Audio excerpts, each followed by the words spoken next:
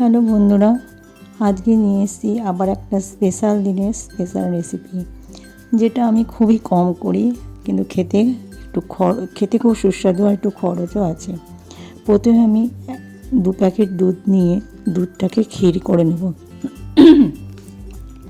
দুধটাকে মেরে মেরে পুরো ক্ষীর করে নেবো। আর এদিকে নারকেলটাকে কুড়িয়ে রেখে দিয়েছি অল্প একটু চিনি দিয়ে।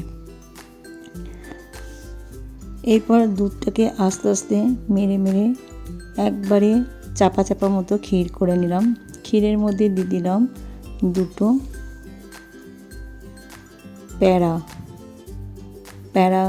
প্যারাগুলো দিলে কী হবে, ক্ষীরটা আরও ভালো হবে, বেশ তাড়াতাড়ি চাপচাপা হয়ে যাবে। তা আমি প্যারাটা দিয়ে দিয়েছি। এরপর দিয়ে দিচ্ছি যে নারকেলটা কুড়িয়ে রেখেছিলাম সেই নারকেলটা। অবশ্যই আমি একটা নারকেল দিয়ে করছি। এরপর এইটাকে ভালো করে নাড়াচাড়া করে ঘেঁটে নেব। খুব একটা পাতলা হয়ে গেলে পাতলা পাতলা হবে, ওই জন্য আমি এটাকে টাইট করছি। আর খেতেও একটু সুস্বাদু হবে, যার জন্য এটা করে নিচ্ছি। এরপর আমার এটা বেশ শুকিয়ে গেছে, জলটা একবারে ক্ষীরের মতন তৈরি।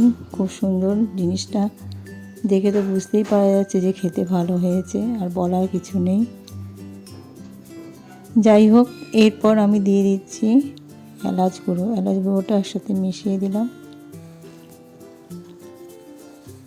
এলাচ গুঁড়ো দিয়ে নাড়িয়ে নিলাম। গ্যাসটা আমি অফ করে দিয়েছি।